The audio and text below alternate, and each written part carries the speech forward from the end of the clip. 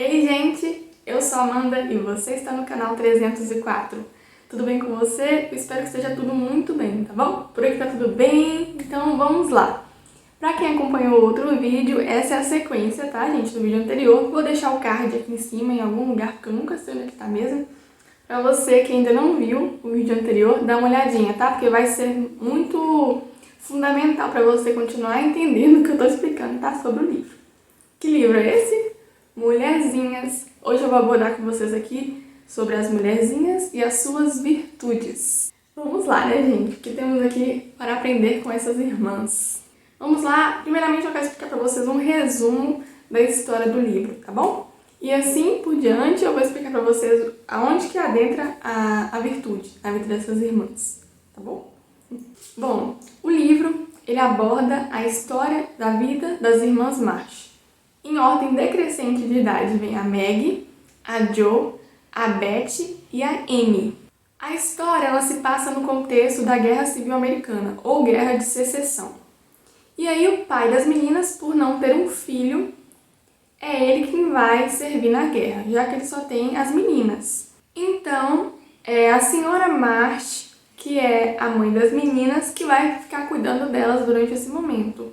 E também ela vai prestar serviços à comunidade, porque muitas pessoas precisam de ajuda nesse momento, né? Sofrendo com a guerra, muitas famílias estavam necessitando de alguma ajuda. Então, a família March se dispõe a ajudar essas pessoas. Esse livro é um livro que retrata o cotidiano da família, as vivências e experiências vividas pelas meninas, pelas irmãs March. E eu já vou te adiantando aqui que elas são totalmente diferentes umas das outras. As personalidades são totalmente distintas. O livro ele vai tratar do início ao fim a conquista das virtudes e os desafios que estão no cotidiano das meninas. E vamos lá, se você está curioso para saber um pouquinho sobre a personalidade de cada uma das irmãs, fica aqui comigo que eu vou explicar para vocês, tá? Bom, a Maggie, ela é a irmã mais velha e ela é muito bonita, porém muito vaidosa. De todas, eu posso destacar que ela é a dona dos bons modos. Já a Jo, que é a segunda irmã mais velha, ela é desengonçada, porém ela tem um olhar sobre a realidade com uma forma assim mais perspicaz, sabe? Ela analisa de forma diferente as coisas. Ela muitas vezes também tem um olhar divertido e um olhar contemplativo sobre a vida. E dentre todas, ela é a escritora da família. Tanto que, pelas minhas pesquisas, dizem que esse livro ele é uma inspiração autobiográfica. E a Jo teria muito relação com a autora, a Louisa May Alcott. Depois da Jo vem a Beth. A Beth ela é a mais tímida de todas, mas também a mais amável delas. E ela é a musicista da família, ela toca piano divinamente. E chegamos à caçula, a Amy, que se acha a mais importante da família. Isso, né, a percepção dela. Além de ser uma menina muito segura de suas maneiras. Ela se considera uma jovem dama e ela é a pintora da família. Agora, assim, depois de explicar para vocês um pouquinho sobre a personalidade de cada uma das irmãs, eu quero também explicar por que eu vejo as virtudes tão explícitas nessa história e o que tem a ver, né, as mulherzinhas com a conquista das virtudes. No cotidiano das meninas, elas passavam por muitas provações e essas provações faziam elas refletir constantemente sobre as suas atitudes. Bem antes da guerra, a família March ela tinha condições financeiras excelentes. Só que depois elas perderam a família perdeu muito de suas posses, muitas posses assim, elas tinham condições boas mesmo de vida.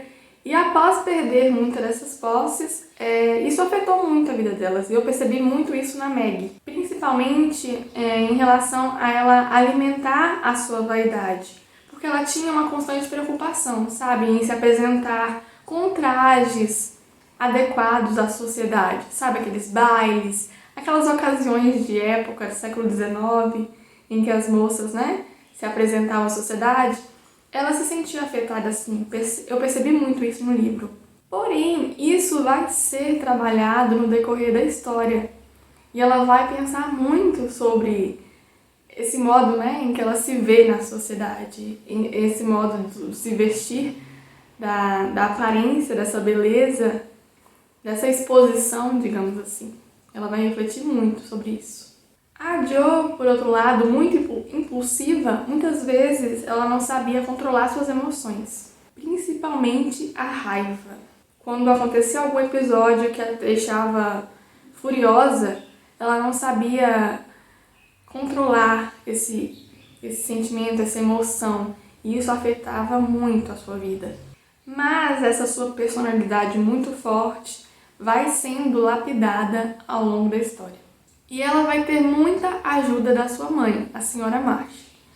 Essa senhora, assim, ela é um grande exemplo de sabedoria e de como controlar esses sentimentos ruins, esses atos ruins, e como isso pode ajudar a pessoa, né? E também o seu convívio com as outras pessoas. Então tem uma certa parte do livro que ela senta com a Jo, que a Jo fica, né, comentando com ela, mas mãe, como você consegue ser tão tranquila, assim, né, tão calma, paciente em relação a certos momentos, certos problemas que aparecem, né, na vida? E a mãe dela vai explicar que não é bem assim, sabe? Que não é algo que aconteceu, ela não conseguiu ser paciente do dia para a noite. E ela explica para a filha quantos anos que ela carrega atitudes que vão fazer com que ela trabalhe essa virtude, sabe? Dessa paciência, desse saber os momentos, né? De guardar algumas coisas para não explodir mesmo. E ela também explica muito assim sobre como o marido dela influenciou muito, ajudou muito ela a lidar com essas emoções. E isso assim é algo assim que eu achei fantástico, porque realmente parece que, né, que a mãe dela é uma pessoa perfeita, mas ninguém é perfeito. E ela explica que isso vai sendo conquistado aos poucos. Então isso leva a Jo a sentir que pode também mudar, porque na visão dela isso é impossível, ela nunca vai conseguir controlar a sua raiva. Mas a mãe, com seus ensinamentos, sabe motivar a filha a ver que há sim a possibilidade dela mudar. E isso vai fazer muito bem para ela e para os outros, né, que convivem com ela. Agora, a Beth, com a sua timidez, muitas vezes deixa de viver certos momentos que seriam bons para ela, sabe? Ela se guarda muito e não vive tanto aquelas emoções que poderiam fazê-la bem, se sentir até melhor, sabe, no dia a dia. Ela tem uma timidez excessiva. Então, isso limita muito a possibilidade dela viver experiências novas. Mas isso também vai ser trabalhado gradualmente com ela, ao ponto, né, de mudanças ocorrerem ali e fazerem muito bem para sua vida. A Amy, como diz a caçula, ela é em certos pontos da história muito egoísta e imatura. E eu vejo que isso não tem nada a ver com a idade. Tem muita gente que é nova e é muito madura em relação a certas coisas que aparecem na vida.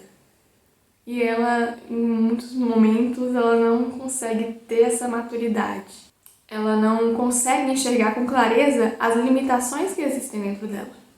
E quantos de nós também, às vezes, não conseguimos, né, enxergar isso dentro de nós mesmos? Não conseguimos ter uma visão mais ampla para além do nosso próprio umbigo.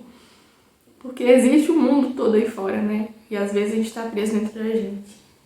E isso pode muito afetar nosso dia a dia e a nossa relação com outras pessoas. Então nós temos aqui a vaidade, a ira, a timidez excessiva e o egoísmo sendo constantemente trabalhados até chegar ao ponto em que as meninas viram a chave e começam a analisar as suas atitudes, a terem um olhar daquilo que elas fazem cotidianamente e buscar a mudança. Isso que é importante, né? Porque quando a gente assume os erros, a gente os analisa, nós somos capazes de mudar. Nós somos capazes de perceber aonde estamos falhando, até mesmo buscando a ajuda, né, de quem convive com a gente. onde eu estou falhando, né? Em que posso melhorar.